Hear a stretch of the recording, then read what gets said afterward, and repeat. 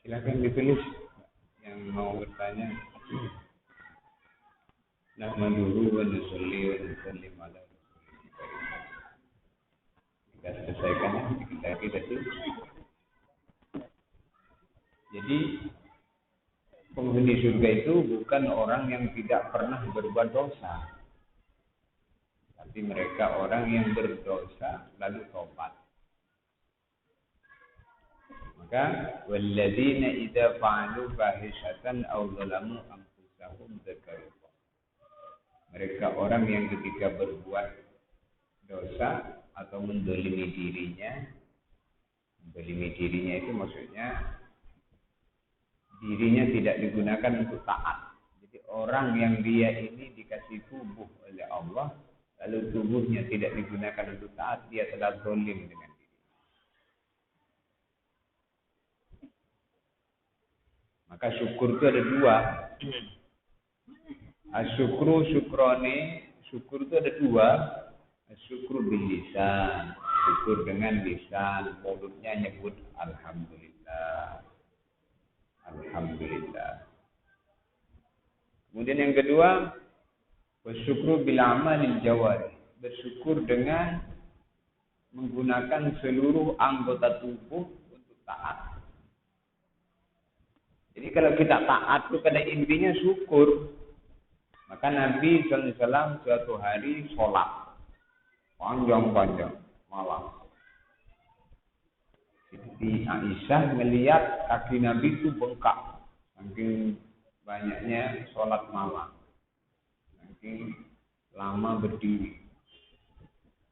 Maka Siti Aisyah mengatakan, bukankah engkau Nabi yang maksum, terjaga dari perbuatan dosa? Kenapa masih sholat panjang-panjang? Maka jawaban Nabi itu, afala akuna abdan syakur. Tidakkah selayaknya saya ini menjadi hamba Allah yang bersyukur. Jadi kita ini sholat nih mensyukuri hidup. Mumpung masih hidup, sholat. Maka Abu Darda, sahabat Nabi, ada namanya Abu Darda. Siapa? Abu Darda. Abu Darda itu mengatakan, seandainya di dunia ini tidak ada tiga perkara. Saya nggak betah hidup di dunia. Kata Abu Darda, bukan kata kita kan? Tapi ini penting ini. Sahabat Nabi ini, ahli surga ini bilang, seandainya tidak ada beberapa perkara ini di dunia ini, saya nggak betah di dunia. Yang pertama, seandainya hidup saya nggak bisa sholat. Seandainya hidup saya nggak bisa sholat. Kata siapa? Sahabat Nabi. Namanya Abu Darda. Abu Darda itu orang Madinah. Ketika hijrah, orang-orang hijrah ke Madinah, maka Abu Darda ini dipersaudarakan oleh Nabi dengan sahabat Salman Al-Farisi. Siapa? Salman Al-Farisi. Nah, Abu Darda ini bilang, seandainya tidak ada beberapa perkara ini, saya tak betah di dunia. Yang pertama, seandainya saya hidup gak bisa sholat, saya gak betah. Karena hidup saya ini bisa sholat, inilah saya ingin berlama-lama di dunia ini. Sehingga semakin banyak bekal saya. Jadi kalau hidup nggak bisa sholat, buat apa? Mati aja. Hidup nggak sholat. Jadi, alhamdulillah kita hidup bisa sholat. Nikmat ini. Seorang sahabat mengatakan, lau annani anna sholatan makbulatan indallah fahahiya afrahu min al-ardi dhahaban. Satu sholat yang saya kerjakan kok diterima oleh Allah, aku senang, kata sahabat, melebihi senangnya aku dikasih emas penuh bumi. Maka kata para ulama, jadi kalau kita ini kok ditolong oleh Allah bisa sholat, senyum, alhamdulillah. Alhamdulillah. Bisa bangun malam tahajud. Alhamdulillah. Karena cintamu kepadaku ya Allah, sehingga engkau bangunkan saya untuk menghadap kepadamu. Andaikan bukan karena cintamu kepadaku, tidak bakalan mampu saya ini menghadap.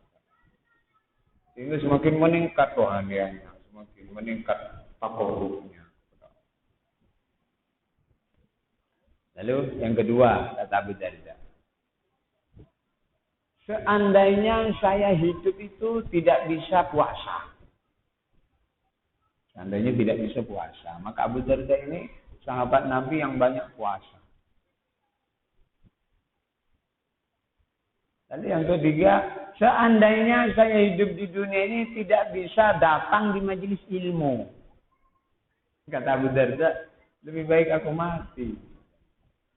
Karena saya bisa datang di majelis ilmu, bisa belajar, mendapatkan tambahan-tambahan kepahaman. Nah inilah ingin berlama-lama. Majelis kebaikan itu harus diperbanyak. Majelis ilmu juga keluar 4 bulan. Majelis ilmu. Hadir di majelis ilmu itu adalah undangan ke surga. Kenapa? Karena Nabi bersabda, "Man salaka tariqan yaltamisu fihi ilman, sahalallahu lahu bihi tariqan ilal jannah." Yang melangkah ke surga, yang melangkah ke majelis ilmu, nanti di hari kiamat mudah melangkah ke surga. Maka kata para ulama, kalau ada undangan untuk hadir di majelis ilmu, pada intinya kau tuh diundang untuk masuk di taman surga. Itu sahabat siapa? Abu Darda. Jadi kalau orang mendolimi dirinya itu enggak sayang dengan diri. Maka sayang dengan diri itu adalah taat. Karena kalau orang paham ya, kalau orang itu paham bahayanya enggak taat itu ngeri. Kalau enggak taat, enggak tobat, enggak taat, enggak menjalankan perintah, ini mengerikan itu. Maka penduduk surga bukan orang yang tak pernah berbuat dosa, tapi justru mereka yang banyak berbuat dosa, lalu kemudian taubat, zakarullah, ingat kepada Allah, wastaghfaru, maka lalu mereka memohon ampun kepada Allah di dzunubihim terhadap dosa-dosa mereka. Wa may yaghfiru dzunuba illallah. Karena orang itu dia yakin bahwa tidak ada yang bisa mengampuni dosa kecuali Allah. Walam yusirru ala ma fa'alu wa hum ya'lamun. Lalu kemudian dia tidak meneruskan perbuatan kotornya, perbuatan tobatnya selama-lamanya. Maka tobat itu adalah niat tidak mengulangi lagi dan disertai dengan penyesalan.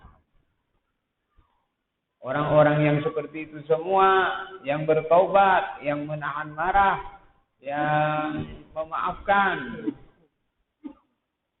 yang bersegera menuju ampunan, menuju taat, menuju ikhlas, menuju sholat 5 waktu, takbiratul ula.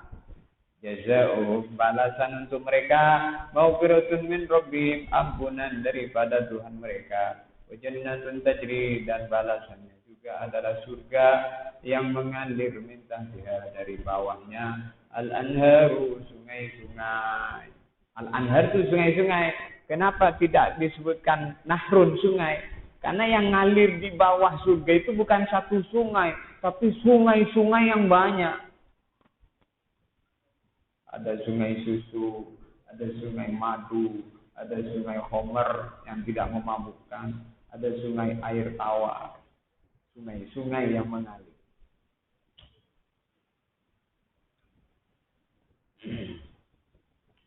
Lalu disebutkan lagi khalidina fiha, mereka kekal di dalam surga. Wa ni'ma ajrul amilin, dan sebaik-baiknya nikmat dan pahala bagi orang-orang yang beramal adalah surga. Maka ketika orang dia ini masuk surga, malaikat berdiri di pintu surga mengatakan,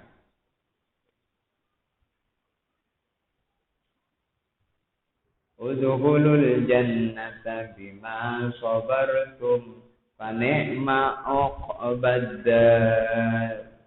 Udkhulul jannata, masuklah kalian semua ke dalam surga bima sabartum, sebab kesabaran kalian semua dulu menjalani kehidupan di dunia. Fa ni'ma uqbad, maka sebaik-baiknya rumah tempat tinggal adalah surga. Masuklah kalian semua ke dalam surga sebab kesabaran kamu dulu di dunia menjalani kehidupan. Jadi sabar itu ada dua. Sabar mengerjakan perintah, sabar meninggalkan larangan. Semoga termasuk kita. Dimudahkan Allah untuk kebaikan, umurnya berkah. Ini Muharram. Semoga umur yang telah lewat dalam kehidupan kita semuanya kebaikannya diterima, keburukannya diampuni, bahkan diganti dengan sebanyak keburukan, diganti dengan sebanyak kebaikan.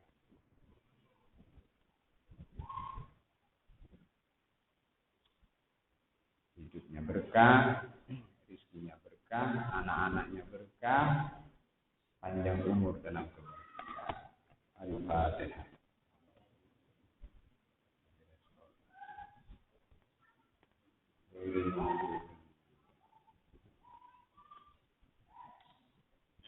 Assalamualaikum Ustaz, untuk wajib bayar zakat mal minimal berapa, kalau uang berapa, dan kalau emas berapa? 2,5%. Berapa? 2,5%. Emas juga 2,5%. Kalau mencapai 1 nisab. Jadi nisabnya uang sama dengan nisabnya emas. Nisab itu adalah minimal wajib dikeluarkan zakat. Namanya nisab. Nah, berapa nisabnya emas? 84,5 gram. Berapa? 84,5 gram. Ya, 84,5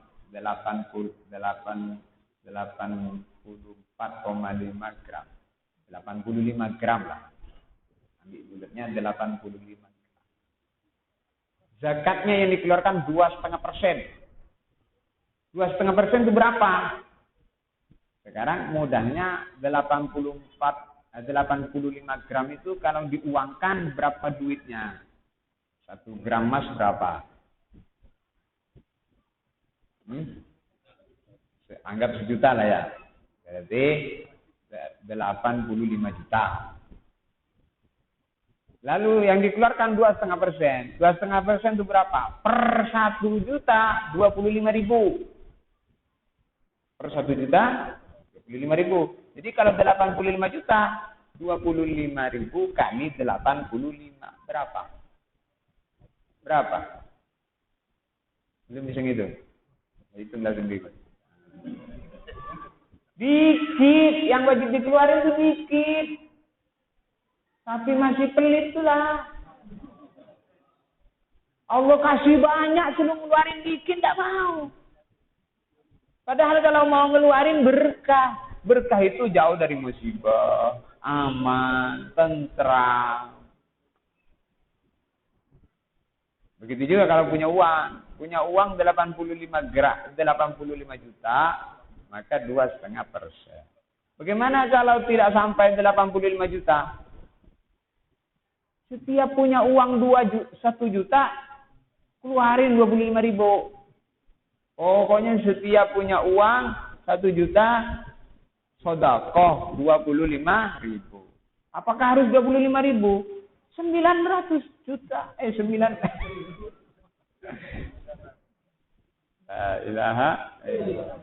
100.000 boleh. Jadi misalnya setiap 1 juta, aku setiap punya 1 juta, sedekahnya 100.000. Kan masih punya 900.000, masih banyak. Nah, itulah tadi ayatnya tadi. As-syaitan ya'idukumul faqr wa yamurukum bil fahsya. Setan itu berbisik kalau kamu banyak sedekah, fakir. Akhirnya tidak sedekah. Sesudah tidak sedekah, duitnya banyak, wa yamurukum bil fahsya. Nah, kau banyak duit kan, gunakan untuk sak puas-puasmu. Fahsya. Mabuk untuk ini maksiat. Itu setan begitu. Wallahu ya'idukum maghfiratan minhu wa fadla. Tapi Allah menjanji ampunan. Semakin orang itu banyak sedekah, semakin diampuni Allah. Maka beruntung orang yang senang berbagi. Karena sebenarnya bukan mau dia, tapi oleh Allah digerakkan. Sehingga jadilah bergerak, jadilah mau. Jadi pada intinya orang itu pelit, orang itu dermawan, bukan karena dia mau pelit, mau dermawan. Oleh Allah dibuat pelit, dibuat dermawan. Bersyukur orang yang dibuat dermawan, istighfar yang dibuat pelit. Paham ya? Ini ya. Jadi zakatnya yang dikeluarkan berapa? 2,5%. 2,5% per 1.025.000. Kenapa 25.000? Kalau bahasa Arabnya itu rubu'ul usri, seperempatnya 1/10. Seperempatnya 1/10 berapa? Jadi 100 diambil 1/10 berapa? 1/10 dari 100 berapa? 10. Seperempatnya 1/10, seperempatnya 10 berapa? 2,5. 2,5. 25. Kalau 1 juta 1/10-nya berapa? 100.000. 1/10 dulu, 1 juta 1/10 berapa? 100.000. Seperempatnya 100.000 berapa? 25.000. Ya 25.000 itu 2,5%. Paham? Dikit apa banyak? Banyak. Dikit, masih banyak punya kita, masih banyak masuk kantong. Tapi berkah ini, berkah, pasti berkah. Bagaimana tak kalau misalnya saya itu bukan per 1 juta bukan 25.000, tapi per 1.050.000. Ya bagus. Bagaimana kalau per 1.100.000? Ya bagus. Bagaimana kalau per 1.500.000? Bagus. Nah itu seperti sahabat bilang sama Nabi, ya Rasulullah, aku mau menjadikan seperempat dari doa aku ini selawat. Bagus. Bagaimana kalau setengah? Bagus. Bagaimana kalau 2/3? Bagus. Bagaimana kalau seluruh doa aku selawat? Nabi bilang, idzan tubaham yughfar dzambuk. Kalau begitu, dosa-dosa kamu akan diampuni oleh Allah, kesusahan kamu akan dihilangkan. Jadi kita gitu. Bagaimana kalau per 1.050.000? Bagus. Bagaimana? Bagus. Bagaimana kalau per 1.010.000? Belum. Nah. Ada satu lagi itu. Terakhir apa? Start kredit motor, mobil, rumah, apakah riba? Tergantung akadnya. Akadnya itu ada yang syar'i, ada yang konvensional. Kalau kata guru saya, kalau mau yang seperti itu, ambillah yang sistemnya adalah syariah. Nanti kalau syariah itu akadnya adalah jual beli. Karena pada intinya kredit itu adalah utang piutang. Contohnya gini, contoh kredit motor ya. Kredit motor tuh, jadi intinya kredit motor itu utang piutang. Kalau utang piutang riba. Kenapa utang piutang? Ada pihak showroom, ada pihak leasing, ada konsumen. Ketika konsumen datang ke showroom mau beli motor kredit sama showroom dibilang, motor apa Pak? Vario. Vario ini DP-nya 3 juta, angsurannya sebulan sekian ratus selama 1 tahun. Bapak mau ngambil yang mana? Ya udahlah yang ini aja. Itu belum terjadi jual beli itu. Belum terjadi jual beli. Berhubung kita ini mau kredit, nggak punya duit. Showroom ini mau cash ini. Showroomnya mau apa? Mau cash. Dia panggil leasing. Datang ke showroom saya. Ada konsumen. Si leasing datang. Untuk apa? Ketemu dengan kita konsumen. Penghasilannya apa Pak? Gini tafakut semua. Oh ya Bapak di ACC. Bapak di ACC. Ya kan? Belum terjadi jual beli nih. Jadi yang beli leasing cash, lalu ke motor diterima kita ngangsurnya kemana? Leasing. Ngangsur apa? Ngangsur utang. Utang dari mana? Utangnya leasing untuk beli motor cash. Itu riba yang begitu. Yang nggak riba gimana? Nah kita ini yang ketika telah terjadi di tafakut di apa itu kalau bahasa Indonesia di survei ya kan, di ACC baru jadi gini Pak sekarang. Kalau di ACC saya mau akad dengan Bapak terhadap motor Vario ini, saya akan beli dengan harga DP 700.000 selama 3 tahun diangsur 600.000. Ini nanti dihitung 600.000 selama 3 tahun berapa ditambah DP berapa bulannya, lalu bilang saya beli motor ini dengan kredit seharga kredit selama 3 tahun 600.000 per bulan ditambah DP. Bagaimana? Saya beli, ya saya jual. Oke, itu jual beli itu begitu. Paham? Begitu. Kalau begitu enggak riba itu, karena jual beli, dia jual ke kita. Kenapa leasing yang jual? Kan sudah punya leasing, sudah dibeli sama leasing, enggak bisa akad sama showroom, bukan punya showroom motor itu. Kan sudah dibeli sama leasing, lalu diserahkan ke kita. Jadi motor itu punya siapa? Punya leasing. Maka kita akadnya ke siapa?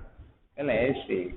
Akad jual beli itu ada 2, ada cash, ada muajjal. Muajjal itu kredit tadi.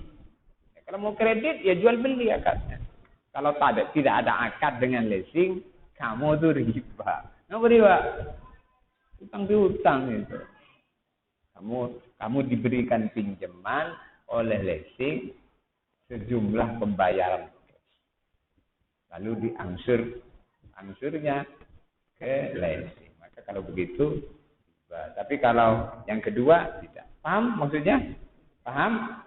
Gitu. Jadi ini agama ini sudah diatur. Jangan ngikuti programnya orang Yahudi Nasoro. Lilit kita ini.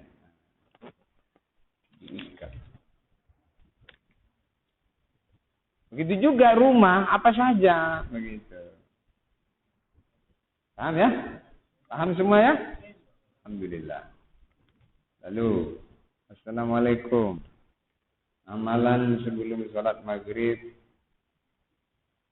dan sesudah maghrib. Amalan apa? Amalannya zikir, ingat Allah sebelum sholat, ingat Allah sesudah sholat. Jadi tidak ada amalan-amalan tertentu. Yang ada itu persiapan sebelum sholat. Di antaranya sholat yang ada qobliyahnya, qobliyah dulu. Habis qobliyah, wiridan banyak istighfar. Ingat Allah. Agar apa? Agar sholatnya itu nanti khusyuk. Jangan sholat tergesa-gesa. Apalagi sholat sambil berlari. Mau ngejar takbiratul ula. Dari rumah lari. Sampai masjid ngos-ngosan. Akhirnya tidak khusyuk. Jadi tidak ada amalan tertentu. Ya, amalannya ya zikir. Baca Quran. Yang ada qobliyahnya, qobliyah. Sebelum maghrib ada qobliyah tidak? Ada. Hadisnya kata Nabi, Sallu qoblal maghrib insya'a. Penegasannya tidak ditekankan. Nabi bilang, sholatlah kamu sebelum sholat maghrib kalau kamu mau. Kata-kata kalau kamu mau bukan tidak boleh. Boleh yang ringan. Maka jangan terus sebelum maghrib gak ada sholat sunnah. Bid'ah. Ada kalau mau. Kalau nggak mau ya nggak apa-apa. Jadi kalau apa hukum beli motor surat tidak lengkap? Beli motor surat tidak lengkap ini ada yang tarikan dealer, ada yang apa lagi macam-macam. Kalau yang tarikan dealer itu masih boleh. Atau dari pemilik pertama dia tidak mampu, tapi sudah banyak bayar. Terus tak mampu lagi. Terus dia jual, boleh. Enggak apa-apa, sudah bayar banyak. Tinggal beberapa bulan tak mampu. Karena dia sudah ada hak kepemilikan di situ. Makanya kalau belum selesai terus tak mampu belum kan BPKB belum dikeluarkan. Nah, kalau yang seperti itu masih boleh. Yang nggak boleh itu hasil curian. Tapi kita kan nggak tahu hasil curian apa tidak. Kalau nggak tahu nggak usah nanya-nanya. Lah terus gimana kalau mau beli? Ya mau beli ya boleh. Selama kamu tak mampu kalau beli yang besar dan kamu perlu dia untuk takaza. Kalau beli yang cash nggak bisa. Kalau beli yang nggak lengkap boleh. Jangan tanya-tanya. Kamu masih nyuri ya? Nggak usah tanya-tanya. Selama apa? Tidak mampu. Kalau mampu beli yang cash aja. Nah, kalau tidak mampu beli cash dan sangat perlu, maka boleh. Wallahu a'lam. Yang ingin saya tanyakan, apakah yang mengucap amin itu makmum saja, apa imamnya juga mengucapkan amin? Imam dan makmum mengucapkan amin dan disunahkan amin makmum bareng dengan aminnya imam. Kenapa? Karena aminnya imam itu bebarengan dengan aminnya malaikat. Maka kalau makmum bebarengan aminnya dengan imam, maka dia bebarengan dengan aminnya malaikat.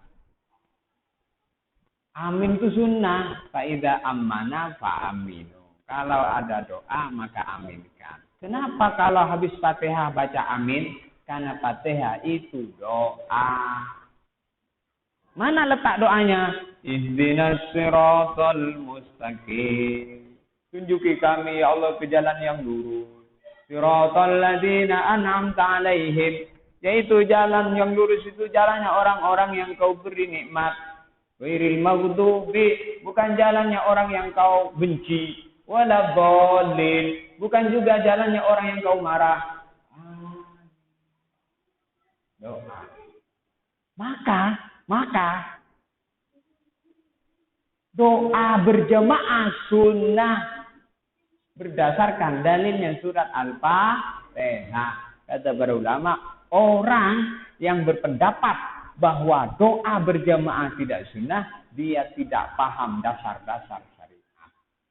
Karena ada orang itu sholat sendiri-sendiri. Jadi sholat, Assalamualaikum warahmatullahi wabarakatuh. Lalu imamnya menghadap makmum.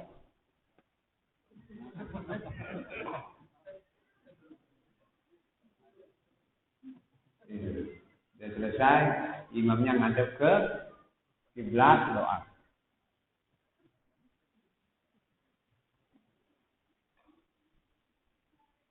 Kasihan. Itu begitu, merasa benar sendiri, tidak mau tanya, tidak mau belajar. Nggak mau ngaji, penting nggak ngaji kayak gini nih? Penting. Ada kan yang kayak gitu kan? Amin itu tidak sunnah kalau berjamaah. Nah kamu kalau sholat berjamaah, kamu tidak baca amin? Baca. Loh, katanya tidak boleh baca. Ada lagi, kalau orang sudah mati, tidak usah diyasinin, tidak usah dijamin. Tidak nyampe. Lah, jadi nanti kalau kamu mati, nggak usah disolati ya.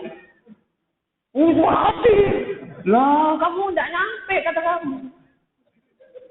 Itu mayit disolatin itu dalil bahwa seluruh amalan orang hidup sampai ke mayit. Termasuk sholat mayit. Maka Al-Imam At-Tabari mengatakan, yasilu lil mayit kullu amal yuf'alu. Sampai seluruh amal yang dikerjakan oleh orang hidup untuk mayit sampai. Jadi makanya kalau orang itu mengatakan tahlilan, bid'ah, apa, itu tidak paham dasar-dasar syariat. Jadi sepakat itu kan mayit 4 dimandikan, dikafani, disolatkan, dikubur. Jadi kalau orang tidak mau tahlilan, nanti kalau mati nggak usah disolatin. Karena menurut keyakinan dia, amalan orang hidup nggak nyampe sama orang. Pasti nggak mau dia. Jangan kalau urusan itu sholat. Nanti gimana aku ini? Kacau nanti mayit aku ini. Kalau begitu tahlilan ya. Yuk tahlilan aku. Ya sini ya. La ilaha illallah. Maka kalau orang salafi itu mudah mematahkan dari enggak berdasar. Assalamualaikum. Mana tadi? Oh ini. Jadi faida amana fa aminu. Jadi yang baca amin semuanya, imam dan usahakan bareng, jangan duluan. Imam baru waladhdallin. Amin. Jadi caranya supaya bareng itu imam tarik nafas dulu baru amin. Waladhdallin. Amin.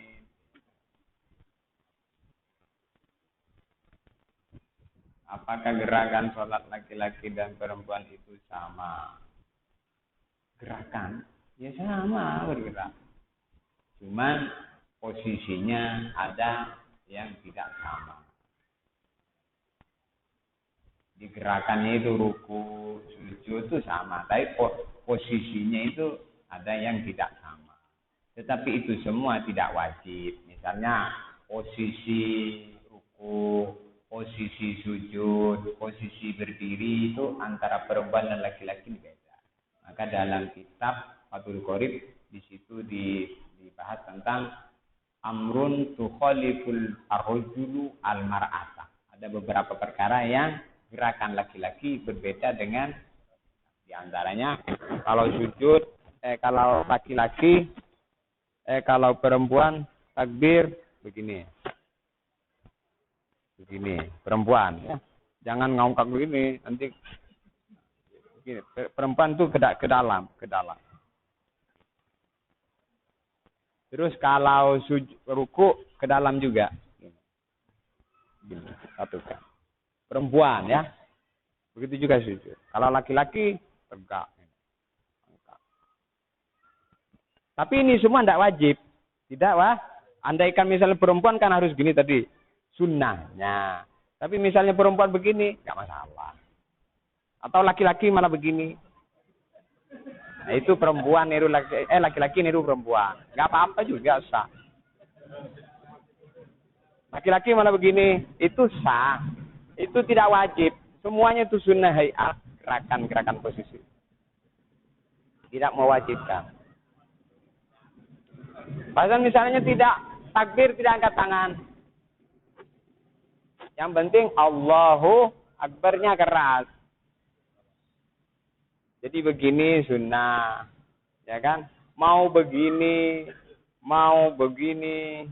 mau apa lagi? Enggak tahu saya. Itu sunnah hayat. Jadi dalam sholat itu ada fardu, ada sun. Yang fardu itu ada dua, ada qauli, ada fi. Yang sunnah ada dua, hayat, ab'ad. Paham ya? Harus dipahamin. Jangan nanti sunnah dianggap fardu, nanti fardu dianggap sunnah, kacau. Ada orang bertengkar. Dia bilang, kamu kok tadi tidak baca surat doa iftitah? Kenapa? Tidak sah. Kok tidak sah? Bacaan dalam sholat tidak dibaca. Itu sunnah. Mas, pokoknya harus dibaca semua. Tidak dibaca, tidak sah. Sah, nggak apa-apa. Kalau sunnah ditinggalkan itu sah. Cuman pahalanya berkurang. Jadi harus bisa membedakan mana yang sunnah, mana yang fardu. Supaya bisa membedakan, ngaji. Kalau enggak ngaji, cari sendiri. Dikiranya benar, ternyata salah. Dikiranya salah, ternyata benar. Kok bisa? Kamu nggak bisa menilai. Maka pentingnya guru. Man laisa lahu syaikhun, fa syaihuhu syaikhana. Enggak punya guru.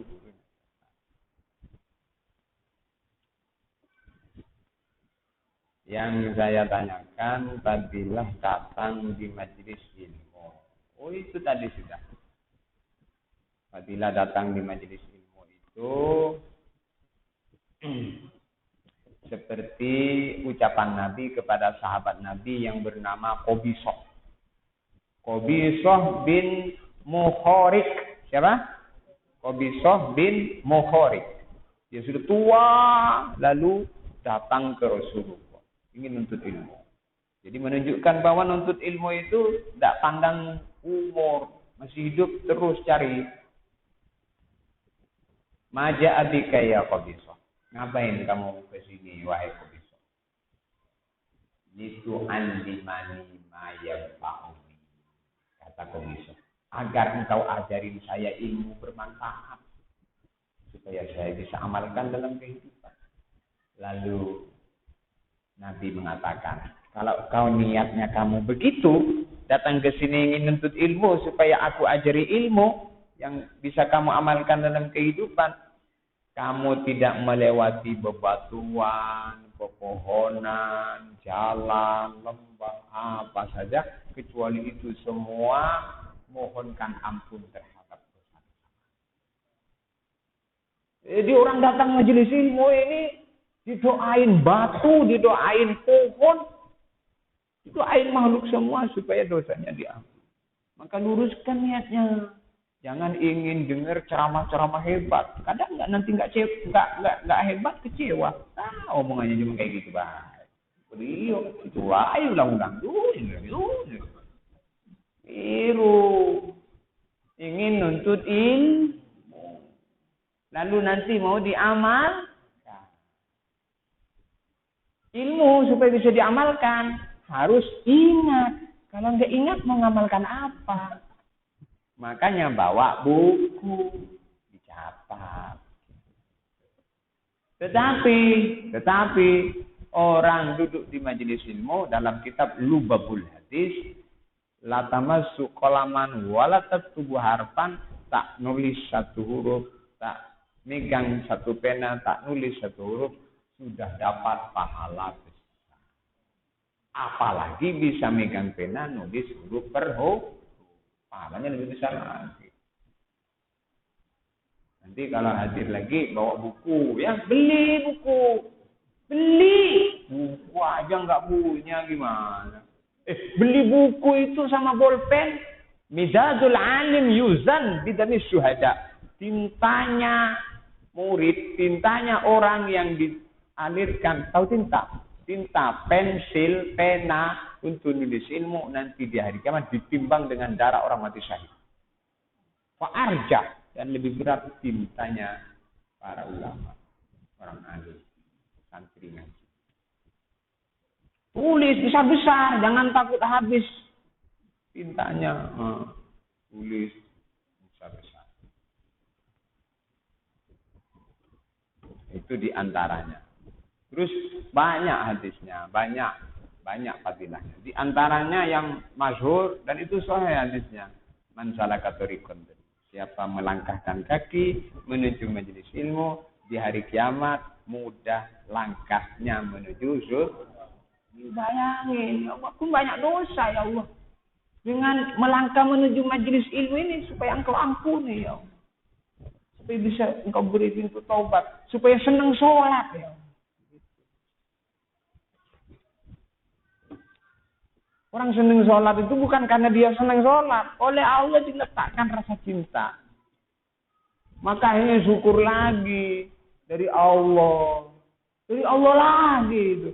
Bisa sholat dari Allah. Senang sholat dari Allah. Alhamdulillah. Orang non-muslim menyebut la ilaha illallah. Apa hukumnya? La ilaha illallah itu sah kalau diucapkan oleh orang yang bersyahadat. Kalau cuma la ilaha illallah, dia belum masuk pintu Islam. Pintu Islam itu 5. Mal Islam. Kata malaikat Jibril kepada Nabi. Mal Islam. Al-Islam anta syahada an la ilaha illallah wa anna Muhammadan Rasulullah wa tuqimas shalah wa tutiyaz zakah wa tasuma Ramadan wa tahujjal baita in istata'ta ilaihi sabila. Anta syahada an la ilaha illallah wa anna Muhammadan Rasulullah. Islam itu pintunya adalah kalimat syahadat. 2 kalimat syahadat. Ayo kita saya. Asyhadu an la ilaha illallah wa ashhadu anna Muhammadan abduhu wa rasuluh. Itu Islam. Sesudah itu Islam dia. Bermanfaat apa-apa yang dikerjakan, termasuk ucapan la ilaha illallah. Termasuk sholat, bermanfaat. Kalau tidak Islam langsung sholat, tidak manfaat. Tidak Islam bangun masjid, tidak ada gunanya. Jadi semua amal ini Islam dulu. Utuqimas shalah, lalu sholat. Itu dia zakat, bayar zakat. Kita suma Ramadan, puasa Ramadan. Kita hujjal baita, pergi Ini statok taili sebila, kalau mampu. Kalau enggak mampu, jangan korupsi. Duit umat dikorupsi untuk berangkat haji. Akhirnya ditangkap KPK.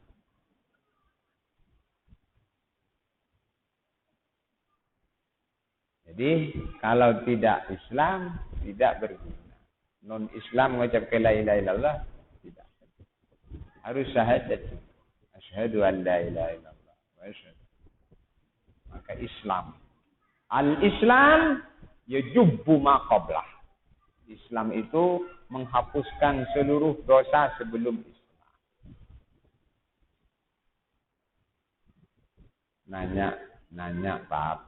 Nanya Pak Ustaz, kalau punya musola, kalau punya masalah, amalan apa yang harus dibuat? Minta amalannya Ustaz. Amalannya sholat 5 waktu. Amalan-amalan dikerjakan, sholat 5 waktu enggak. Jadi sholat 5 waktu itu menyelesaikan masalah. Kalau orang banyak masalah, berarti sholatnya belum beres. Perbaiki lagi sholat. Sholat itu membereskan semuanya, sholat itu. Yakin ya, insya Allah ya. Yakin. Dengan sholat selesai masalah. Lalu amalan-amalan yang lain, perbanyak sedekah, perbanyak istighfar, perbanyak doa, ngadu sama Allah. Apa masalahnya? Ya Allah, ini datang dari Engkau. Engkau yang bisa membereskan. Aku serahkan kepada Engkau. Doa.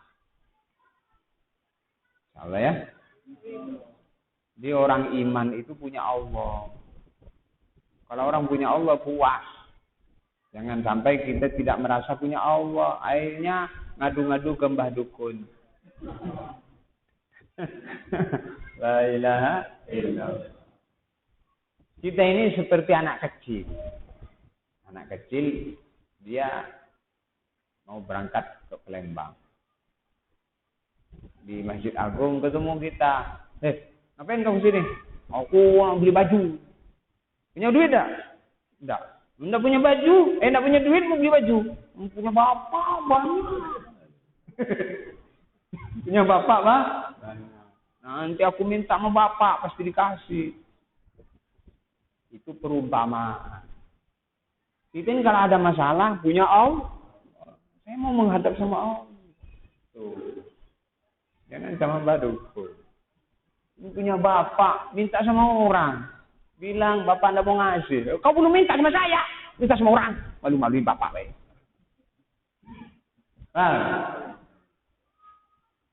Paham tidak maksudnya yang saya sampaikan? Kita punya Allah, minta sama orang.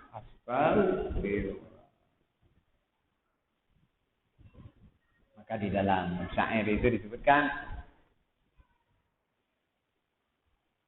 Idza sakauta ila ibni Adam fa innama tazkur rahima ila sabila Idza saka ila ibni Adam fa innama kalau ada orang ngadu-ngadu kepada orang-orang dia telah mengadu kepada yang tidak punya kasihan. Kalau nak ngadu kepada Allah yang punya sifat Ar-Rahmanir Rahim, tak bakal kecewa kalau orang itu kembali ke Allah itu. Wa man qasadahu la yukhibu. Wa man dan barang siapa qasadahu pergi ke Allah la yukhibu tidak bakal kecewa. Allahnya di mana kan? Nak pergi tapi nggak tahu tempatnya. Allah tidak bertemu. Pergi ke Allah itu dengan sholat. Wasta'inu bis-sabri was-sholat. Pergi ke Allah itu dengan sholat. Sholat itu bisa sholat yang sebenarnya tadi sholat, bisa makna doa, bisa makna mengadu. Merengek-rengek. Sholat itu banyak maknanya.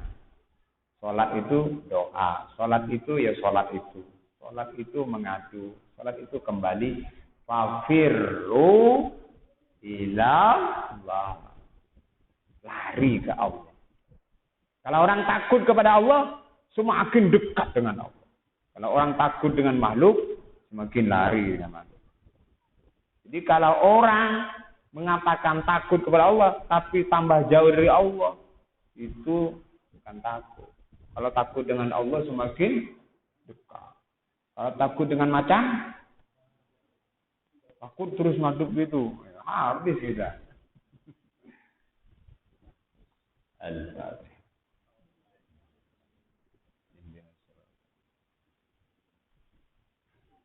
Semoga jadi ilmu yang barokah, yang manfaat, bisa diamalkan dengan kehidupan.